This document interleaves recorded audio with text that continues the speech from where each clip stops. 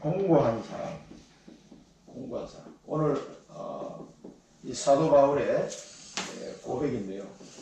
사실 이 결론부터 말씀드리면 내 자신이 공고한 사람이라는 걸 아는 것이 큰 축복입니다. 그리고 제대로 깨달은 거죠. 그래서 사도 바울이 지금 이 고백을 할 때는요, 초신자 때 얘기한 게 아니고 사도가 되어서 많은 그 선교 지역 교회를 세우고 그리고 로마에게 편지를 쓰는 장면이거든요. 이 사람이 그냥 이 말을 할 때는 보통 상태가 아니에요. 요즘 말로 하면은 큰 교회에 뭐 한두 개도 아니고 여러 교회를 개척하고 그랬던 선교사잖아요. 사도고. 그런 분이 이런 얘기를 했단 말이에요. 오호라, 나는 공고한 사람이다. 그만큼 이 공고하다는 게 사람들이 돈이 없어서 공고한 사람도 있고 질병이 걸려서 공고한 사람도 있는데, 사도 바울은 죄 때문에 하나님 앞에서 내가 공고한 사람이구나 하는 걸 신앙 고백을 하는 거예요. 그래서 우리가 사도 바울 같은 사람도 이런 고백을 했는데, 이런 공고한 사람이라는 걸 발견이 안 되면은 그리스도가 나에게 얼마나 필요한 존재인지를 뼈저리게 알 수가 없어요. 그래서 내가 공고한 사람이다 이걸 발견하면 할수록 좋은 겁니다. 이게 나쁜 게 아니고 이게 좋은 겁니다. 왜냐하면 내가 공고한 사람이다 하는 걸 발견하면 할수록 뭐가 빛나요? 나를 구원하신 그리스도가 팍 빛이 납니다. 그리스도의 영광이 드러납니다. 그래서 그리스도 필요하구나. 이걸 절실하게 깨닫는 어떤 그런 시간표인 거죠. 오라, 나는 공고한 사람. 아무리 생각해도 그리스도가 아니면 내 인생은 답이 없구나 하는 걸 이제 발견한 거예요. 그러니까 그리스도를, 로마서를 통해서 그리스도로 말미암는 이 구원의 축복이 얼마나 크구나 하는 걸 다시 한번 확인하고, 우리는 그럼 어떻게 살아야 될 거냐 하는 것을 계속 로마서 4장, 5장, 6장, 7장 오면서까지 계속 점진적으로 더 이렇게 메시지가 점점 강해지고 있습니다, 사실은. 그래서 우리가 하나님의 자녀, 그리스도로 말미암아 하나님의 자녀가 된 사람 때문에 그리스도에 대해서 우리 본문을 보기 전에 그리스도에 대해서 좀 더 이해하는 시간을 가져야겠습니다. 그리스도는 초대교회부터 이런 사상들이 많이 있었어요. 그리스도는 어떤 분이냐? 분명히 사람으로 오셨단 말이에요. 사람. 인성을 가진 분이다. 100%입니다. 100%. 그런데 동시에 신성을 가진 분은 이것도 100%예요. 그래서 이게 헷갈려가지고 이게 어떻게 이렇게 될 수가 있지? 100% 사람이면서 완전한 사람이면서 완전한 하나님이시. 이런 존재가 예수 그리스도입니다. 이렇게 되지 않으면은 그 하나님의 그리스도의 사역을 감당할 수가 없어요. 이게 아니라면. 그래서 예수님도 인간의 몸을 입기 때문에 밥 안 먹으면 배고프고, 이 공생의 사실 동안에 오셔가지고 걸어가면 피곤하고 잠 안 자면 막 졸리고 그런 육신을 가지신 분이에요. 100% 인간입니다. 그러면서 그 영은 하나님이세요. 100% 하나님이세요. 그래서 이거를 헷갈려가지고 이게 인간의 머리로 이해가 안 되는 부분이거든요. 이게 뭐 50% 50%면 이해가 되겠는데 100% 100% 하니까 이해가 안 되는. 그래서 초대교회부터 지금도 마찬가지입니다. 여기에 헷갈리는 사람이 여호와의 증인들이거든요. 이게 아니라는 거죠. 사람이라는 겁니다. 이 신성을 부인하는 게 다 여호와의 증인이나 또 통일교도 이런 부분을 많이 부정하고 있는 거죠. 그래서 이런데 헷갈리는 사람들이 다 이단으로 빠졌어요. 그래서 초대교회도 이런 많은 왈가불란 논란이 있었습니다만, 우리가 100% 인성으로 보면 다윗의 혈통으로 오셨다. 다윗의 혈통. 그게 뭡니까? 우리 로마서 1장 3절에 다윗의 혈통으로 오셨다. 그 다음에 여자에게서 나시고, 갈라디아서 4장 4절 여자에게서 나시고, 그 인성을 증명하는 말씀 구절이죠. 그 다음에 신성은 뭡니까? 하나님의 형상이다. 그리스도는 하나님의 형상이다. 골로새서 1장 15절 하나님의 형상이다. 그리고 그리스도는 하나님께로부터 나왔다. 하나님께로부터 나왔다. 하나님께로부터 나오신 분이다. 고린도전서 1장 30절. 하나님께서 이 피조물이 아닙니다. 예수님은 하나님께서부터 출생했다 이렇게 개념으로 이해하십니다. 우리가 그거하고 달라요. 하나님께로부터 나왔다 이렇게 표현하십니다. 이걸 하나님이십니다. 그리고 이 사람으로 왜 오신다면 사람을 구원해야 되니까 사람으로 오신 거예요. 그래서 이분의 사역은 성육신, 인간의 몸을 입고 먼저 오신 겁니다. 요한복음 1장 14절에 보면 말씀이 육신이 돼요. 말씀이 하나님과 함께 계셨고 그 말씀이 육신이 되기 때문에 오셨다. 그러면 마태복음 1장 23절 처녀가 잉태한 아들을 낳을 것이고 그 아들이 오실 거라고 약속했는데 임마누엘로 오셨다. 마태복음 1장 23절에 그 다음에 성육신으로 오신 것만 해도 이 성육신으로 오신 게요 인간이 개미가 된 것보다 더 낮아진 거예요. 인간이 개미가 보통 일개미를 한 1년 정도 산다고 합니다. 여왕개미는 한 3년에서 5년 정도. 그런데 그 개미가 수십 년을 사는 인간을 어떻게 이해를 하겠어요?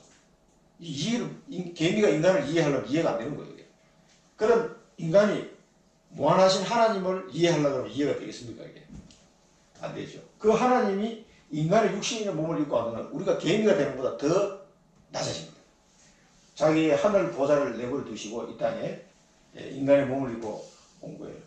와가지고 하신 일이 십자가를 지는 공생애를 사시고 십자가를 지습니다. 그래서 로마서 5장 8절 우리가 배웠죠. 아직 우리가 죄인 되었을 때 그리스도께 우리에 대해서 죽으심으로 하나님께서는 우리에 대한 자기의 사랑 확정하셨다. 마가복음 10장 45절에는 대속물로 주기 위해서 오셨다. 그 다음에 골로새서 1장 20절에는 십자가의 피로 화평하게 만드셨다. 그래서 십자가를 이 사역을 감당하기 위해서 오셨습니다. 주님께서 이 십자가를 지시지 않았다면 우리가 가야 돼요. 우리가 가야 될 자리입니다. 우리 대신 십자가를 지었습니다. 그리고 부활하셔서 부활.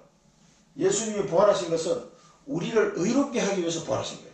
그런데 십자가 오신 것도 우리를 위해서 오셨고 십자가 죽으신 것도 우리를 위해서 죽으시고 부활하신 것도 우리를 살리시고 우리를 의롭게 하시려고 부활하셨습니다. 그래서 로마서 4장 25절에 보면 부활하심으로 우리를 의롭다 하셨느니라. 그리고 고린도후서 13장 4절에 보면 하나님의 능력으로 살아계신다. 부활하셨음을 이야기하고 있습니다. 사실은 이게 나하고 아무 상관이 없는 일이라면 우리 알 필요가 없어요. 근데 너무나 나하고 상관이 이 세상 사람들이 이 중요한 내용을 모르고 있어요. 문제죠. 이분이 하신 사이. 그래서 부활하시고 이제는 율법을 완성하셨습니다. 율법을 완성하셨습니다. 로마서 우리가 10장 4절에 보면 율법의 마침이 되었느니라. 율법을 완성하시고요. 갈라디아서 3장 13절에 율법의 저주에서 우리를 위하여 율법의 저주에서 속량하신느니라. 우리를 속량하셨다. 율법의 완성이죠. 그러면은 우리가 가장 잘 아는 이 직분에 대해서는 유 목사님 워낙 말씀을 많이 하시니까 왕국 선지자 제사장으로 오셨다. 이 직분이 그리스도 직분. 이게 이제 사역이고 선지자로서 역할을 했습니다. 하나님 만나는 길이 선지자. 하나님 만나는 길. 히브리서 10장 9절을 보면은 잘 설명되어 있습니다. 히브리서 10장 19절에서 20절을 보면 그리스도께서 오셔가지고 우리에게 새롭고 살 길을 열으셨다. 새롭고 살 길. 하나님 만나는 새롭고 살 길을 하나님 열어주셨습니다. 이게 선지자의 역할이죠. 그 다음에 에베소 2장 4절에도 화목하게 하고 화평하게 해서 하나님 만나는 길을 열으셨다. 그래서 선지자의 역할을 감당하시고 그 다음에 제사장은 뭡니까? 죄를 사해 주시는 역할이죠. 로마서 8장 2절에 생명의 성령의 법으로 죄와 사망의 법에서 너희를 해방하셨느니라. 그래서 히브리서 9장 12절에 염소와 송아지 피로 하지 아니하시고 자기 피로 영원한 속죄를 이루사 단번에 성소에 들어가셨느니라. 제사장 역할을 감당합니다. 이 외에도 뭐 성경 구절이 많이 있습니다만은 그 다음에 왕으로 오신 사단의 머리를 박살내신 왕으로 요한일서 3장 8절 마귀를 멸하러 오셨습니다. 사단의 권세를 깨뜨린 왕, 우리 지난주 위성예배에서 드렸죠. 사단을 영원히 지옥에 가두실 그 심판주 왕으로 오셨다. 그래서 우리가 그리스도에 대해서 개략적인 이 정도를 이해를 하시고 정말 이 그리스도가 중요한 거는 나를 위해서 이렇게 하시다는 거. 이게 중요합니다. 사실. 나를 위해서.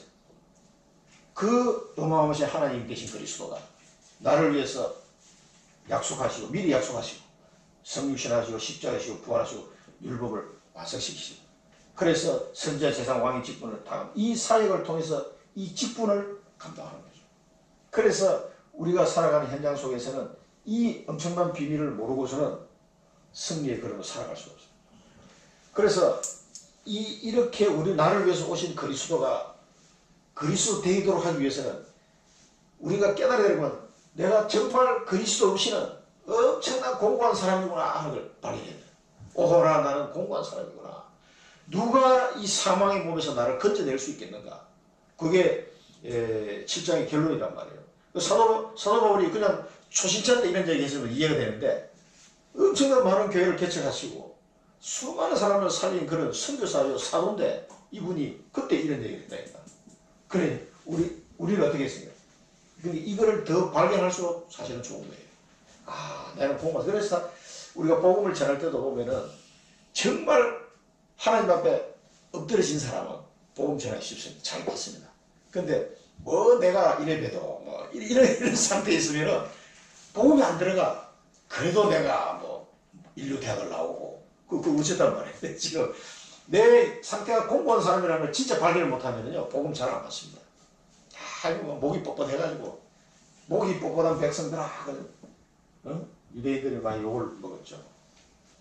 그래서 첫 번째는 뭐냐면 이 사도 바울이 비유로 설명을 하면서 선언을 해요. 선언을 혼인관계를 비유해서 혼인관계. 이 여자가 결혼하면 남편의 법적으로 남편에게 이제 메인바가 되어 있지만 남편이 죽으면 어떻게 해요? 그 남편의 법에서 벗어나서 자유롭게 되는 거다. 그래서 남편이 죽고 난 뒤에 재혼을 하면 아무 문제가 없는 거 아니냐. 이 혼인관계를 이제 비유를 들면서 설명을 한 거죠. 그래서 이제는 죽음이라는 것은 그 법에서 자유롭게 만든다. 이걸 이제 설명한 거죠. 요걸 말을 하면서 이제 율법에 대해서 설명합니다. 우리는 그리스도의 몸으로 말미암아 율법에 대해서는 죽었다. 우리는 그리스도의 몸으로 말미암아 율법에 대해서는 우리는 죽은 상태다. 율법에 대해서는 죽어버렸다. 그렇기 때문에 하나님께서 다시 살리신 자에게 가서 하나님께 다시 살리신 누굽니까? 그리스도에게 가서 하나님을 위하여 열매 맺는 삶을 살게 하기 위함이다. 우리 지난번에도 의의 열매를 맺는다 이런 말씀을 드렸는데 이제는 율법에서 완전히 죽어버렸어. 그러니까 율법에 대해서 우리는 자유한 사람이 된 거죠. 그래서 이제는 율법에서 죽었으므로 율법에는 자유한 자가 되어서 그리스도께 가서 하나님을 위하여 열매 맺는 자가 되는 거예요. 열매 맺게 하려 하십니다. 그리고 갈라디아서 우리가 2장 20절에 이런 결론을 얻을 수 있죠. 그래서 육신에 있을 때는 이걸 이야기하면서 우리가 육신에 있을 때는 사실 율법으로 말미암은 죄의 정욕의 역사에서 사망을 위해서 열매 맺었다고 했어요. 우리 육신에 있을 때는 사망을 위해서 열매 맺었지만 이는 우리가 율법에 죽었어. 그래서 의에게 종이 되라. 죄의 종이 되지 말고 의의 종이 되라 그랬었는데 이는 이제 율법에 죽었다. 이거를 다 기억하셔야 돼요. 나는 이제는 율법에 그리스도의 몸으로 말미암아 나는 율법에서 죽었고 그리스도에게 가서 하나님을 위한 열매를 맺기 위해서 하나님 나라에게 인도하신 것이다. 이걸 꼭 기억하셔야 돼요. 그 다음 세 번째는 얽매였던 것에 대하여 죽었다. 그 이제 이 혼인관계에 말씀하시죠. 얽매였던 것에 대하여 죽은 거고 율법에서 벗어났다. 율법에서 벗어난 상태다. 나의 신분을 계속 확인해야 돼. 율법에서 벗어난 상태. 나는 율법에서 벗어난 자다. 이 율법에서 벗어났다는 말이 뭐냐면은 그렇다고 율법을 무시하는 얘기가 아닙니다. 무율법주의자들이 있어요. 그건 안 됩니다. 율법에서 벗어났다 이 말은 이제는 율법이 나를 더 이상 정죄하지 못한다는 거죠. 나는 그런 신분으로 바뀐 사람이라는 걸 알아야 돼요. 이 율법이 더 이상 나를 정죄를 못합니다. 이제. 왜? 율법에서 나는 그리스도의 몸으로 말미암아 율법에서 나는 죽어버렸기 때문에 율법이 더 이상 나를 정죄하지 못하는 신분으로 나는 바뀌었어요. 그래서 영의 새로운 것을 섬겨라. 영의 새로운 것을 섬겨라. 영의 새로운 것을 섬겨라. 이게 뭡니까? 의의 종이죠. 의의 종. 앞에서 배운 대로 의의 종입니다. 영의 새로운 것을 섬겨라. 이 말은 성령의 인도를 받는 삶을 살아야 된다. 이제는 내 율법을 벗어났기 때문에 이제는 영의 새로운 것으로 섬겨라. 이 말은 우리가 갈라디아서 아까 앞에서 나왔습니다. 3장 13절에 갈라디아 3장 13절에 그리스도께서 우리를 위하여 저주를 받은 바 되사 십자가 지셨다. 그리스도께서 우리를 위하여 십자가 지셨다. 십자가에서 다 끝내버리기 때문에 율법의 저주에서 우리를 속량하셨다. 그러니까 예수님이 십자가에서 다 뭐냐면 이 율법의 저주를 끝냈다는 거예요. 속량하셨다. 그래서 우리는 이제 영에게 새로운 그리스도의 영에게 새로운 것으로 섬기라. 성령 인도 받아라 이 말이에요. 이제는 율법에서 벗어나기 때문에 이제는 그럼 뭐해요? 십자가에서 그리스도가 모든 율법 저주를 끝내고 속량했기 때문에 이제 그리스도의 영, 성령의 인도를 받는 삶을 살아가는 겁니다. 그래서 갈라디아서 5장 24절 25절에 보면 그리스도 예수의 사람은 육체와 함께 정욕과 탐심을 십자가에 못 박았다 선언하고 있어요. 그리스도 예수의 사람은 십자가에서 육체와 함께 정욕과 탐심을 십자가에 못 박았다 선언을 한 거죠. 왜 지금 이 비유와 선언을 하냐면 우리의 신분을 확인해 주는 겁니다. 지금 확인해 주면서 그 다음에 뭡니까? 근데 우리 삶은 이렇게 안 되거든. 이게 이제 딜레마예요. 딜레마. 여기 안 되는 부분을 얘기가 나옵니다. 그러면서 세 번째 공부한 사람과 발견하는 거죠. 그래서 우리가 우리의 신분적으로 보면은 정욕과 탐심을 십자가에 못 박았어요. 그래서 성령으로 살면 성령으로 행하라. 성령으로 살면 성령으로 행하라. 이제 성령께서 나와 함께 그런 존재가 되기 때문에 성령으로 살아라. 이게 첫 번째 뜻에서 주는 메시지입니다. 그래서 우리가 붙잡아야 될 뭐냐면 이 비유를 들어서 이제 우리가 율법에서 벗어나기 때문에 율법에서 죽었다, 율법에서 벗어났다, 율법에서 자유함이 됐다. 그러면 어떻게 돼? 성령 인도를 받는 삶을 살아야 된다. 그 이야기를 주셨어요. 그래서 날마다 내 신분이 이 율법에 걸려 살 사람이 아니에요. 그래서 날마다 율법에 대해서는 죽고 이 율법에 대해서는 죽어야 돼. 내가 율법에 대해서 죽고 성령의 인도를 받는 사람, 성령의 인도. 이 삶을 살아가야 됩니다. 이게 새로운 삶, 이게 새로운 것에 드려라. 새로운 것으로 섬겨라. 성령 인도 받는 것이 새로운 삶입니다. 그게 성령 인도. 그래서 우리 정은서 성도님도 그 교회 나오실 때 부적을 확 덕을 태웠다 이렇게 얘기를 해. 깜짝 놀랐는데 그게 뭐냐면은 율법으로 내가 죽었다는 걸 이제 발견한 거죠. 그래서 나는 성령 인도를 받아 살아야 되니까 성령 인도를 받는 새로운 삶의 어떤 그 결단인 거죠. 이게 이렇게 굉장히 중요합니다. 그래서 어떤 분들은 뭐 이것도 새로운 결단을 다지면서 신앙생활을 시작하는 분들이 많이 있거든요. 나름대로. 그래서 우리가 이제는 하나님의 자녀가 되기 때문에 성령 인도 받는 삶. 날마다 나는 율법에서 죽었다. 이걸 꼭 기억하시고 성령 인도 받는 삶을 살아야 되겠다. 이 사실을 꼭 기억을 해야 되겠습니다. 그 두 번째는 뭐냐면 그런데 내 삶을 보면 그렇지 않다는 거죠. 그 율법을 보면은 뭐라면 죄를 발견이 돼요. 자꾸. 그래서 그러면은 율법이 죄냐? 율법이 죄냐? 율법은 죄가 아니죠. 율법은 죄가 아니다. 그렇게 얘기했어요. 그러면 율법이 죄냐? 아니다. 그러면 율법의 역할이 뭐냐면 죄를 알게 하는 것이다. 율법은 죄를 알게 하는 것이다. 그래서 이제 여기서 더 나아가서 뭐라고 하냐면 죄가 기회를 타서 계명으로 인해 나를 속이고 탐심을 이룬다. 오히려 이 율법의 계명을 통해서 내가 탐심을 이룬다. 이 말은 뭐냐면 이 율법을 비춰볼 때 율법의 계명으로 나를 이제 그러면 나는 이런 신분이지만 율법의 계명으로 계속 나를 비춰보면 어떻게 돼요? 내 속에 있는 탐심이 계속 발견이 되는 거예요. 이게 이상하게 나는 성령의 인도를 받아 새로운 삶을 살아야 되는데 율법을 통해서 죄를 알게 되고 죄가 기회를 타가지고 내 속에서 막 계속 탐심을 이루어가는 거예요. 이게 어떻게 된 거냐 이제 그런 자신을 발견하게 되는 거죠. 그 7절에서 7장 7절에서 9절을 보면 그렇게 나옵니다. 율법이 탐내지 말라 하지 아니하였다면 내가 탐심을 알지 못하였으나 이건 이제 율법을 통해서 죄를 깨닫게 되는 거죠. 그러나 죄가 기회를 타서 계명으로 말미암아 내 속에 온갖 탐심을 이루었나니 온갖 탐심을 이루었나니 이는 율법이 없으면 죄가 죽은 것이다. 이 탐심을 율법이 없으면은 이걸 내가 발견할 수가 없어요. 율법이 이건 탐심이야? 라고 얘기해 주니까 내가 아는 거지. 율법이 그 얘기를 안 해주면 이게 내가 탐심을 가지고 있으면서 탐심인지 몰라. 하나님 앞에 많은 그래서 사도 바울이 엄청 탐심을 가지고 그런 삶을 사는 사람입니까? 아니잖아요. 자기 인생을 하는 게 들인 사람인데 그러면서 자기 마음속에 생기는 이런 것들을 아주 세밀하게 확인하니 우리가 현미경으로 보면 어떻게 돼요? 이게 균들이 안 보이잖아요. 현미경으로 딱 내려보면 균들이 보이거든. 이게 있구나. 자기 자신을 현미경이나 율법으로 딱 들여다보는 거죠. 이게 내 속에 나는 탐심이 없는 줄 알았는데 이제는 이 정도면 내가 뭐 괜찮은 삶을 사는 거 아닌가라고 생각했는데 율법을 현미경으로 딱 쳐다보니까 이 죄가 기회를 타가지고 내 속에서 온갖 탐심을 다 이루어가는구나 걸 보게 되는 거죠. 요 역할이 율법이 해야 되는 역할입니다. 그래서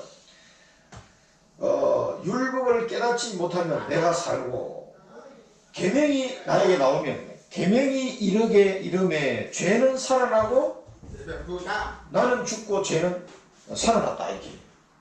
죄가 살아나고 나는 오히려 죽었다. 그러니까 이 율법을 가지고 계속 비춰볼 때 내 속에 일어나는 이런 탐심과 죄와 이런 것들이 엄청 많다는 걸 사도 바울은 얘기를 하는 겁니다. 그러면서 우리가 참고해야 될 건 요한일서 2장 15절에서 16절을 보면은 세상을 사랑하지 않는 자는 아버지의 사랑이 없는 자다. 육신과 안목의 정욕, 이생의 자랑일 뿐이다. 아버지의 사랑이 없는 자다. 세상을 사랑하지 말라. 사랑하지 말라 그래서 세상을 사랑하는 자는 아버지의 사랑이 없는 자다. 이 세상은 육신과 안목의 정욕이요 이생의 자랑일 뿐이다. 그래서 우리에게 경고를 또 주고 있습니다. 자, 그러면서 이 계명이라는 하나님이 주신 계명을 통해서 내가 생명에 이르어야 되는데 오히려 생명에 이르지 못할 뿐만 아니라 사망에 이르는 것이 되었다. 이 하나님의 계명을 내가 자꾸 쳐다볼수록 이걸 통해서 내가 생명에 이르어야 되는데 오히려 사망에 이르는 꼴이 되었다는 얘기죠. 그만큼 하나님의 율법, 계명을 보면은 내 자신을 적나라하게 발견할 수 있다는 겁니다. 하나님의 법으로 따지지 않으면요 죄인이 아니야. 나는 진짜 잘 나가고 있어. 잘 깨달았어. 아닙니다. 하나님의 말씀으로 계속 나를 들여다봐야 돼요. 들여다볼 때 이런 나를 발견하게 되는 거예요. 그래서 죄가 기회를 타서 계명으로 말미암아 나를 속이고 죽였다까지 이렇게 나와요. 이게 어떻게 된 거야? 이게 다른 사람이 불신자가 얘기한 게 아니라 사도 바울이라는 사람이 얘기한 거예요. 나는 이 계명으로 말미암아 나는 죽고 이게 나를 속이고 나를 죽였다 이렇게 얘기한 거예요. 그러면서 세 번째는 뭐라고 하냐면 그러면은 이 율법과 계명은 도대체 뭐냐? 율법 계명이 결론입니다. 그럼 이 율법과 계명은 오히려 거룩하다. 율법과 계명은 거룩한 것이고 의롭고 선하다. 왜 그래요? 죄가 죄를 드러나게 만들기 때문에 그렇습니다. 죄가 죄로 드러나게 되고 죄로 심히 죄되게 하려 합니다. 이게 드러나도록 하기 때문에 율법은 거룩하고 의롭고 선한 것이다. 이런 결론을 내렸습니다. 그래서 율법을 신뢰하는 것이 나면 나는 그거 어떻게 돼? 나는 이 육신에 속하여 죄에게 팔렸다까지 얘기했어요. 나는 육신에 속하여 이 영에 속해야 되는데 육신에 속하여 죄에 팔렸다. 처참한 것을 발견한 거죠. 사도 바울이. 그래서 우리가 이 율법의 계명으로 여기서는 뭐를 얘기하면은 계속 나를 조명을 하라는 얘기예요. 이 율법의 말씀, 성경 말씀을 통해서 정결하게 내 자신을 들여다보라는 겁니다. 이게 날마다. 그러면서 이런 상황이 발견되면 어떻게 되겠어요? 하나님 앞에 회개하지 않을 수가 없는 거예요. 그리고 나는 그리스도를 붙잡지 않을 수가 없는 거예요. 이게 나의 실상이니까. 나는 이런 신분이 되었지만 나의 삶을 들여다보면서 이런 나를 계속 발견하는 겁니다. 이걸 사실은 이런 얘기를 한 거는 그리스도를 얼마나 그리스도가 그래서 중요한가를 확인해 주기 위해서 이 말을 한 거예요. 그리고 사도 바울이 자기 자신을 돌아보니까 솔직히 양심상 자기는 괴적 중에 괴수라고 그러죠. 도적이 괴수다 나는. 그럴 정도로 얘기를 했다니까요. 사도 바울이. 그럼 뭐 우리 같은 사람은 뭐 이 비교가 안 되는 거지. 야, 사도 바울이 그래서 로마서 7장에 보면은 이게 막 한숨이 나와. 근데 우리가 이런 상황에서 벗어나기 위해서는요, 이런 부분을 참고할 필요가 있습니다. 골로새서 3장 1절에서 5절 보면은 위의 것을 찾아라고 했어요. 위의 것을. 그래서 우리 땅의 것을 자꾸 찾아보면은 땅의 것을 쳐다보면 육신의 것은 전부 다 이생의 자랑이라고 그랬는데 이 위의 것을 찾아보지 않으면요 금방 이게 빠져버립니다. 하나님의 그래서 너희는 그 의의 면류관을 소망해라. 위의 것을 바라보라. 땅의 것을 바라보지 마라. 위에서 부르신 부름의 상을 바라보고 달려가라. 나는 그렇게 이제 달려간다. 사도 바울은 나중에 그렇게 고백을 하죠. 로마에 가고 난 뒤에서는 그 빌보스나 에베소 이런 데 보면은 그렇게 고백하는 겁니다. 그러니까 위의 것을 바라보지 않으면 이제 골로새 교인들에게 보낸 편지잖아요. 위의 것을 찾아라. 땅에 있는 지체를 죽이라. 엄남과 부정과 사욕과 악한 정욕과 탐심은 그밖에 없다. 이 지체 육신을 통해서는. 그러니까 그것은 꼭 우상숭배니라 라고 얘기했죠. 그래서 위의 것을 찾아라 그래서. 그래서 여기서 우리가 봐야 될 미션은 뭐냐면 나의 삶을 항상 성경 말씀, 율법, 여기서 율법이라는 말을 쓰면 성경 말씀, 이 성경 말씀으로 진단하는 거예요. 진단. 그래서 우리가 늘 말씀을 묵상하고 하는 이유가 여기 있는 거예요. 늘 기준이 오직 성경이 나의 삶의 기준이 되어버렸습니다. 내 마음대로 할 것 같으면 뭐 이런 게 하나도 안 보여요. 이 죄가 하나도 안 보인다니까. 내 마음대로 뭐야 나는 잘 살고 있는데 그렇게 생각한단 말이에요. 그래서 성경 말씀을 통해서 나의 삶을 진단하고 그리고 위의 것을 찾으셔야 됩니다. 위의 것을 찾지 않으면 계속 이 죄에게 걸려듭니다. 이게 죄가 기회를 타서 내 마음속에 온갖 탐심을 이루고 간다. 이렇게 얘기해요. 그래서 그 위의 것을 쳐다보지 않는 순간 죄가 기회를 타고 들어온다는 거죠. 그래서 우리가 위의 것을 바라보는 삶 속으로 계속 들어가야 되겠습니다. 세 번째는 그래서 우리의 이중성을 바라보면서 그리스도의 필요성을 이제 찾게 되는 거죠. 이게 사실은 굉장한 비밀입니다. 첫 번째 보면은 15절에서 20절까지 보면은 계속해서 반복해서 합니다. 원하는 것을 행하지 않고 미워하는 것, 원치 않는 것을 나는 행하고 있다. 이상한 사람이에요. 원함은 있지만 선을 행하지 않는구나. 원하는 선은 행하지 않고 원치 않는 악을 내가 행하고 있구나. 이걸 발견하는 거죠. 나는 원치 않는 악을 행하는 거예요. 원하는 선을 행하지 않고 원치 않는 악을 내가 계속 행하고. 그런데 마음은 원인데 이게 안 돼. 이걸 발견하는 거죠. 이게 중요한 발견입니다. 내 육신에 선한 것이 없다.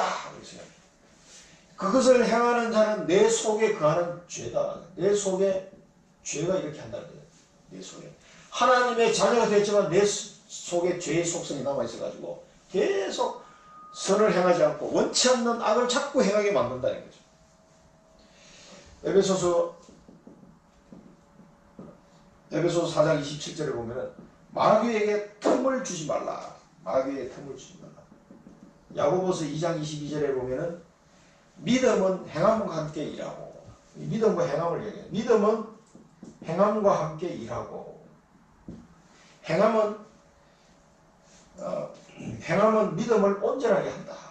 믿음은 행함과 함께 일하고 행함은 믿음을 온전하게 하느니라. 그리고 믿음은 행함이 없는 믿음은 죽은 것과 같다라고 이제 야고보서 2장에서 계속 얘기하는데요. 이거를 지금 얘기하는 거죠. 이게 안 된다는 거죠 지금. 그러면 어떻게 해야 되느냐? 그러면서 자기 자신을 정리를 했습니다. 사도 바울이. 나는 한 법을 알았다. 한 법을 깨달았다. 선을 행해야 되는데 이 선과 악이 이제 공존한다는 걸 이제 선을 하는 겁니다. 우리의 마음속에는 선을 원하지만 악이 공존하고 있다는 걸 얘기합니다. 그래서 속 사람은 뭐예요? 속 사람은 하나님의 법을 따라가려고 하고 나의 지체 속에는 악의 죄의 법을 따라가고 이런 이중 플레이를 내가 하고 있다는 거죠. 이 이중 플레이를 하고 있다는 것을 어떻게 알아요? 성경 말씀을 통해서 내가 알게 되는 거예요. 나는 구원을 받았기 때문에 그리스도가 내 안에 함께하기 때문에 내 속 사람은 하나님의 법을 따라가려고 해. 그런데 나의 지체는 계속 죄의 법을 따라간다. 그래서 결론이 오호라 나는 공고한 사람이다. 공고한 사람. 그래서 내가 공고한 사람이라는 걸 발견하는 건 위대한 발견입니다. 이게. 사람들 이게 발견 못해요.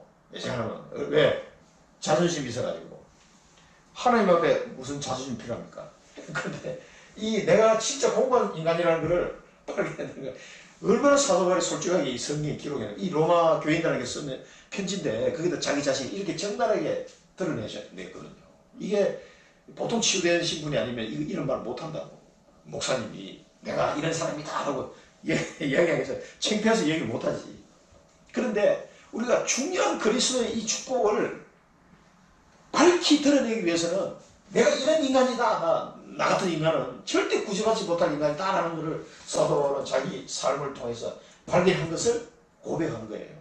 신앙 고백을, 양심 고백을. 그러면서 나는 공부한 사람이다. 누가 이 사망의 몸에서 누가 나를 건져내겠냐. 이 최고의 질문입니다. 이 사망의 몸에서 나를 누가 건져내겠냐. 디모데전서 1장 14절에서 15절. 은혜 안에 있는 자는 그리스도 예수 안에 있는 믿음과 사랑이 풍성하고 그리스도 예수께서 죄인을 구하려 세상을 오셨으니 죄인 중에 내가 괴수다. 예수님은 이 세상에 죄인을 구하려 이 세상에 왔지만 나는 죄인 중에 괴수다. 그리스도와 자기의 관계를 설명하십니다. 그리스도 예수 안에 있는 믿음과 사랑이 풍성하게 만드시고 그리스도 예수께서 죄인을 구하려 이 세상에 왔지만 나는 죄인 중에 내가 괴수다. 나는 그런 인간이다. 이 디모데에게는 그렇게 편지를 했어요. 그래서 사도 바울이 얼마나 이게 복음 안에서 자기 자신이 어떤 인간인가를 적나라하게 발견하면서 이걸 편지를 보내는 거예요. 여러 군데서 이런 얘기를 하는데요. 그러니까 하나님 앞에 쓰는 자는 어떤 인간도 자기 자랑을 할 인간이 없다는 거죠. 그걸 자꾸 얘기하는 겁니다. 그러면서 25절에는 주 예수 그리스도로 말미암아 하나님께 감사한다. 그래서 나는 이런 인간인데 이런 나를 구하려고 예수님이 세상에 오셨다는 거 아닙니까? 그래서 나는 지난주에도 우리가 주인 되신 주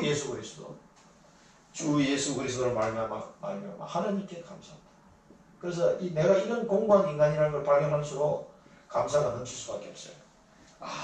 이 그리스도 예수 안에서 내가 살았구나. 이 사실을 발견해서 감사가 나오는 거죠. 그래서 나는 마음으로 하나님의 법을 육신으로는 죄의 법을 섬기는 그런 내가 사람이구나 하는 걸 결론이에요. 그래서 이 로마서 7장의 이 결론을 통해서 그 다음에 로마서 8장이 확 빛나게 이제 드러나게 됩니다. 그래서 로마서의 클라이막스는 로마서 8장입니다. 다음 주에는 기대하시고 나는 이런 인간이구나. 나는 정말 공부한 사람이구나. 하나님 앞에 볼 때.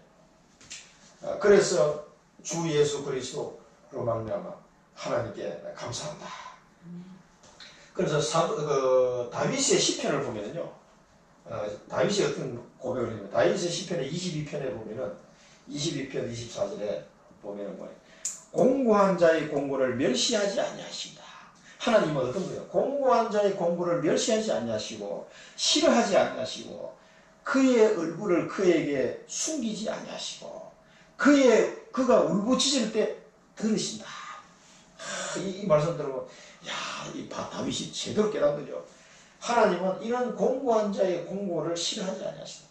하나님 나는 공고한 사람입니다 라고 얘기할 때 그 공고를 싫어하지 아니하시고 그래 네가 똑바로 깨달았구나. 그런 사람을 싫어하지 아니하시고 그의 얼굴을 그에게서 숨기지 아니하시고 이 말은 그를 돌봐주신다는 얘기죠. 그의 울부짖을 때 그가 울부짖는 것을 하나님은 들으신다는 거죠.